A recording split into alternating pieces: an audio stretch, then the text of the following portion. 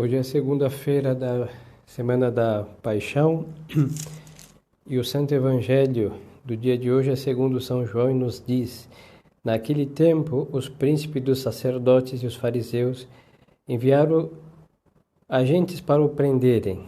Mas Jesus disse-lhes: ainda por um pouco estou convosco e vou para aquele que me enviou. Vós me buscareis e não me encontrareis, nem vós podeis vir aonde eu estou. Disseram, pois, entre si os judeus: para onde irá ele que não o encontraremos? Irá porventura para os que acham dispersos entre as nações pregar aos gentios? Que quer dizer estas palavras que ele nos disse: vós me buscareis e não me encontrareis, e aonde eu estou, vós não podeis vir? E no último grande dia da festa estava Jesus em pé e em alta voz dizia: se alguém tem sede, venha a mim e beba. O que crê em mim, como diz a Escritura, do seu seio correrão rios de água viva. Ora, dizia isto falando do Espírito que haviam de receber os que crescem nele. Em nome do Pai, do Filho e do Espírito Santo. Amém.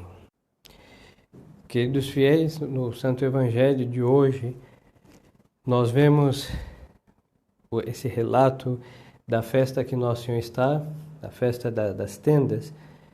Ela durava 7 dias e o primeiro e o último dia eram os mais solenes dessa festa. Por isso nós vemos Nosso Senhor no último dia. Os outros, provavelmente, se estava, não sei dizer, porém, eram dias de menos importância e também se dedicavam a coisas mais de diversões. Mas as funções religiosas e mais solenes era o primeiro e último dia. Então, Nosso Senhor está falando com os emissários dos fariseus. Os príncipes dos sacerdotes enviaram ministros para o prender. É o versículo 32 do capítulo 7 de São João, do Evangelho segundo São João. As intenções se fazem conhecíveis pelo obrar. Palavras são palavras. E nós vimos no Evangelho do primeiro domingo da Paixão que eles diziam coisas, mas o que eles queriam fazer eram outras. E aí vimos que nas suas palavras tinham mentiras, mas no seu obrar hoje vamos ver a iniquidade. Eles dizem algo com mentira e eles vão fazer nada mais do que a própria iniquidade maliciosa da vontade destas almas. Obras são obras, e aqui está o concretizar o que maquinavam nos seus corações maliciosos. Nós vamos ver aqui a prudência da carne, que São Paulo fala em Romanos no capítulo 8, versículo 6. Diz o grande apóstolo: a aspiração da carne é a morte, enquanto a aspiração do Espírito é a vida e a paz. Justamente os fariseus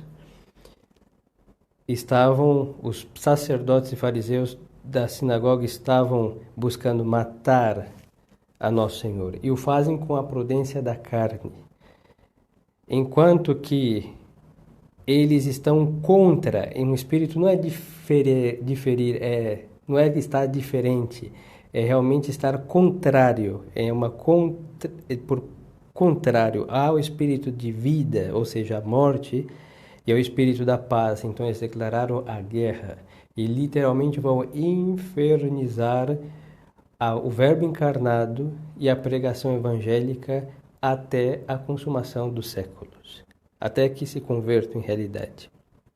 Essa prudência da carne, sigamos aqui o apóstolo São Paulo nesse capítulo 8, versículo seguinte. Diz o grande apóstolo: porque o desejo da carne é hostil a Deus. Porque a carne não se submete à lei de Deus e não pode. Os que vivem segundo a carne não podem agradar a Deus. Então nós vemos aqui São Paulo comentar aos Romanos, e é exatamente com outras ou semelhantes palavras que Nosso Senhor vai dizer, Por mais um pouco de tempo estou convosco e vou para aquele que me enviou. Vós me buscareis e não me encontrareis, nem vós podeis vir aonde eu estou. Por esta razão, prudência da carne. E repito as palavras do grande e gloriosíssimo apóstolo São Paulo, porque o desejo da carne é hostil a Deus. Eram homens carnais, e nós entendemos sempre a terminologia carnal no sentido de impureza. Não é somente isso, e o grande aspecto do carnal. Mas o homem carnal é o homem exterior, é ostentar, não? Esparafatoso. E nós temos que lembrar que a sinagoga havia sido, o templo de Salomão havia sido restaurado por um dos Herodes, se não me falha a memória, e estava a grande pompa do culto hebraico naquele então. Então toda esta ostentação, essa magnificência, que não estamos contra a magnificência litúrgica, pelo contrário, ela é digna de Deus, mas concentra na fé para agradar a Deus. E eles se inflaram, e esta ostentação era o que? Era levar o que eles não tinham, ou seja, eles estavam estufados. Então, muita corpulência, e dentro estavam ocos como um sapo ou qualquer outro na mesma situação. Ocos. Por isso, quando se tocava, se soava muito forte, estavam ocos. Porque o desejo da carne é hostil a Deus. E justamente é o que nós vemos aqui. Os sacerdotes da sinagoga e os fariseus declararem guerra a nosso Senhor. Porque a carne não se submete à lei de Deus. E nós podemos dizer, não se submete ao Verbo encarnado, que é a palavra de Deus. E não pode. Não pode por quê? Porque não quer. Há uma hostilidade, há uma inimizade. Declararam guerra, por isso não pode. Estão confirmados na malícia e em obrar em consequência a esta vontade inimiga de Deus.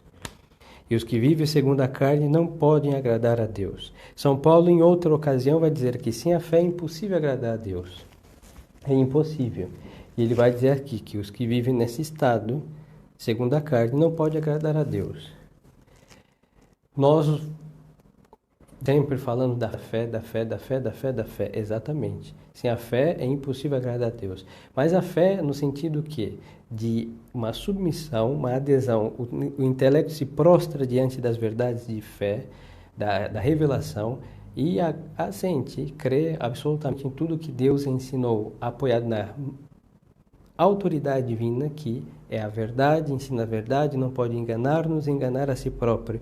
E também na autoridade da igreja, que é a mestra da verdade e que também não pode nem enganar-se nem enganar, da igreja católica. Pois então, sem essa fé é impossível estar em graça a Deus. A fé é o princípio, e sem ela é impossível agradar a Deus. Mas só que não se contentemos, porque não é só fé. Se fosse só fé, Lutero tinha razão, ele não tem em nenhum sentido. Porque não é a sua fé. A fé exige o obrar. E o obrar, vamos aí nos deparar com a graça de Deus, que auxilia o homem, e que eleva o homem, santifica o homem. Então, precisamos também das obras que saem, que procedem da fé. Então, nós não podemos ser, como dizia o padre Antônio Vieira, católicos no credo e hereges nos mandamentos. Então, nós não podemos crer em tudo e no obrar, no obedecer, no observar a lei de Deus, sermos desobedientes. E quem faz isso é a carne. É o estado que estas almas hebraicas estão.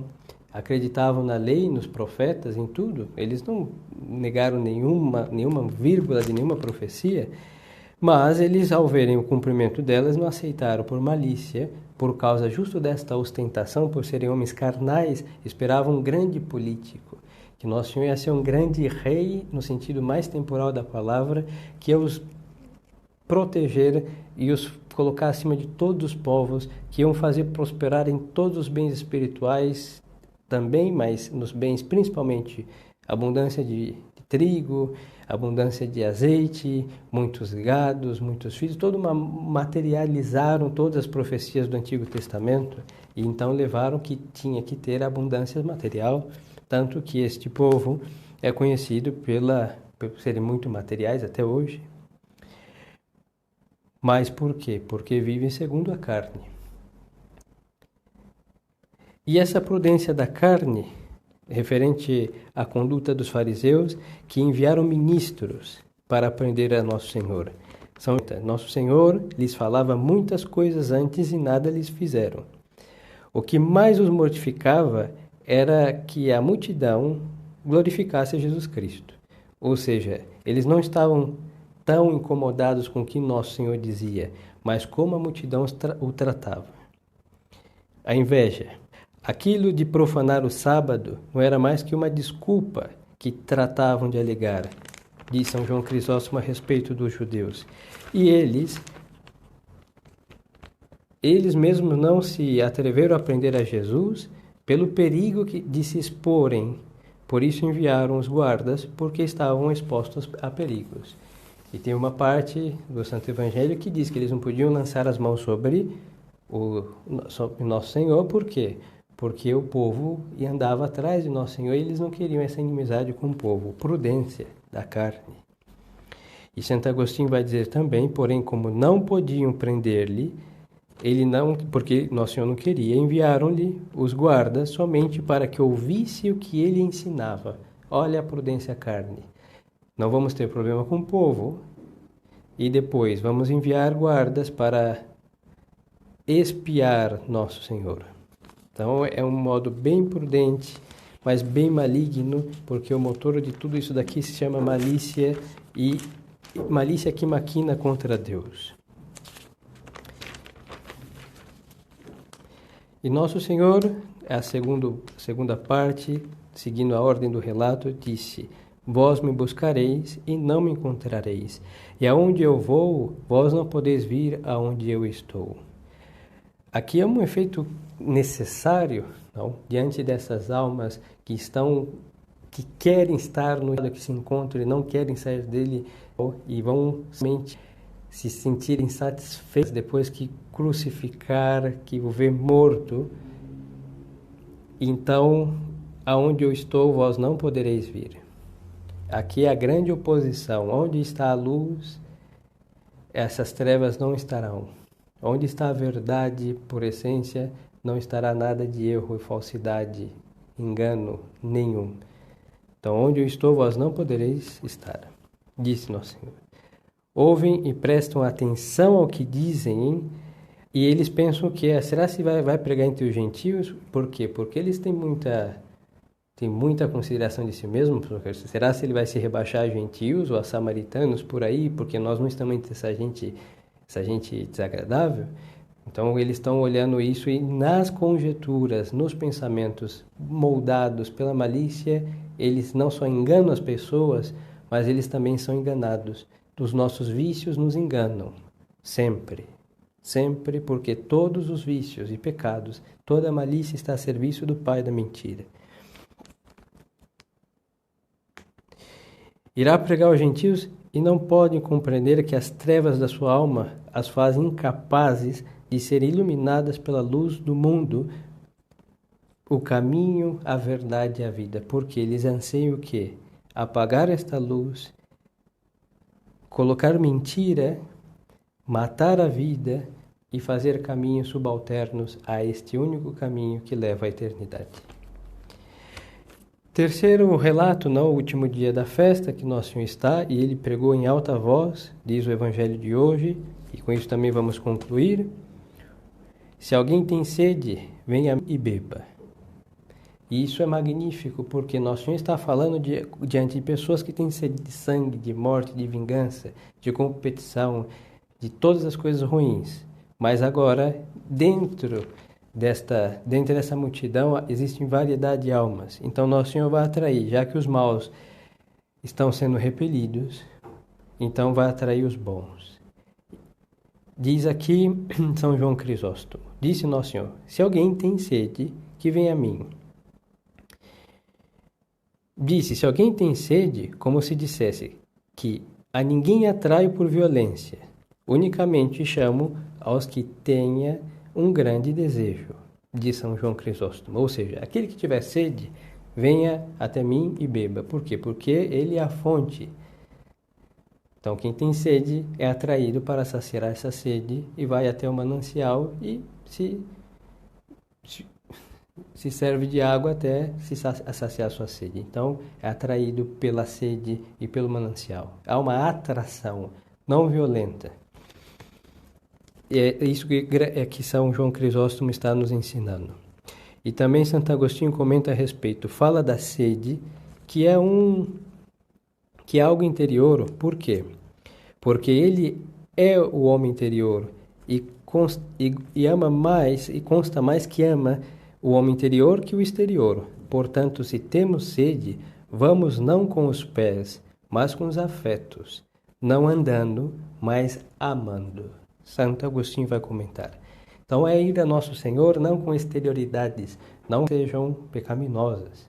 Elas têm o lugar delas, mas aqui é para ir com Nosso Senhor com o essencial, que é o interior. Não com os pés, mas com os afetos. É justamente o que os outros estavam fazendo, estavam indo com os pés e com desafetos, com ódios malignos. Não, eles não, Santo Agostinho diz, não andando, mas amando. Eles estavam correndo, mas odiando. Então nós temos que obrar sempre o contrário do que o mal faz. O agire contra.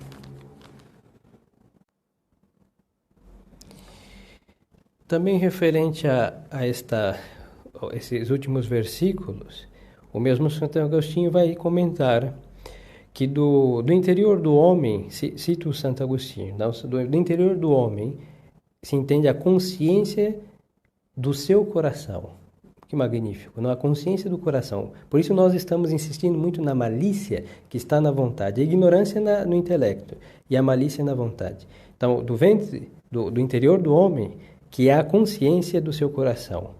Bebida esta água, reanima-se a consciência purificada, e o que bebe terá a fonte, e ele mesmo será a fonte.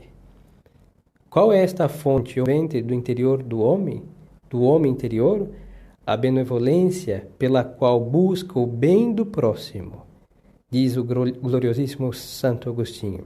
Bebem, pois, os que creem no Senhor, mas se o que bebe crê que somente deve saciar-se, não correrá do seu ventre água viva.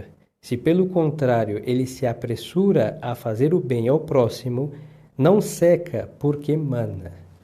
Magnífico, magnífico. Então, vemos todo o contrário, que aquele que bebe, ele sacia a si mesmo, a sua própria sede, e se ele vai buscar o bem da sua alma, porque o bem é difusível de si mesmo. Então ele buscou saciar-se, ele vai buscar saciar aos demais. E ele vai fazer com que, ao saciar os demais, o seu bem não seca. Por quê? Porque quanto mais se dá, mais se aumenta. E quanto mais se aumenta, mais se dá.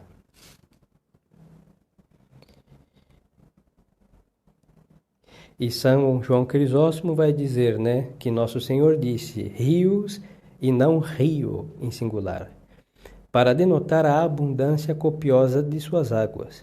Chama água viva a que obra sempre, porque a graça do Espírito Santo, quando entra numa alma e ali se detém, brota mais fonte e não diminui, nem se seca, nem aún se detém. Isto poderá ver qualquer um que examine a sabedoria de Santo Estevão, a pregação de São Pedro, a prodigalidade de São Paulo, porque nada lhes detinha, senão que a maneira de rios se desbordavam com grande força e tudo o atraía para si.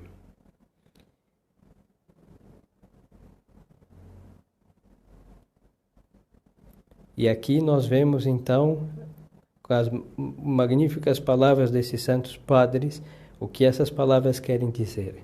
E é justamente o que nós tanto necessitamos. Destes rios, por isso celebramos a paixão de Nosso Senhor, que é nada mais que encanamento em nossas almas, para que elas secas, quase em ruínas, possam novamente fluir os rios da cidade de Deus, com a graça santificante, com as boas obras, com a fé. A fé é o surco, não? E as águas vão caminhar em cima desses surcos que estão marcados pela fé. Então, vivemos em tempos de deserto, mas só que o Espírito Santo assiste todas as almas que querem estar cheias da graça dele. Para nós que vivemos então essa semana da paixão de nosso Senhor, e vimos desde ontem os relatos bíblicos, esta guerra declarada do mal contra o bem, dos inimigos de nosso Senhor contra nosso Senhor. Vemos também as trevas nas vontades inimigas de Deus, nas vontades maliciosas que querem matar Deus. E por outro lado, vemos a luz radiante da verdade. Nosso Senhor ensina claramente, denuncia abertamente. E em todo o obrar de nosso Senhor, vemos as virtudes, vemos o equilíbrio, vemos a mansidão, vemos a bondade, porque nosso Senhor usa de todos os meios para atrair os seus inimigos até o último instante, quando ele mesmo crucificado, lá no alto do madeiro vai dizer: Pai, perdoai-lhes, porque não sabem o que fazem.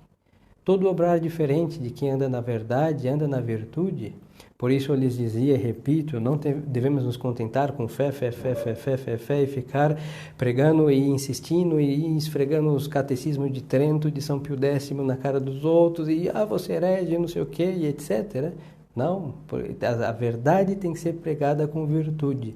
Nós falamos da repetição, da perpetuação da primeira pregação que nós pregamos, nosso Senhor Jesus Cristo, a doutrina de nosso Senhor Jesus Cristo. Devemos fazê-lo com a vida de nosso Senhor Jesus Cristo, por isso a moralidade dos pregadores, e depois devemos fazer como ele fez. Isso não tira o ardor de algumas palavras que às vezes são como espadas, mas também a prudência de Deus não decapita almas que buscam a Deus. Por isso nosso Senhor, como grande exemplar, e é causa exemplar da pregação, ele vai fazer de todos os meios para que, enquanto o homem puder, enquanto estiver vivo, é possível. Então, há até a possibilidade última de conquistar aquela alma para ele.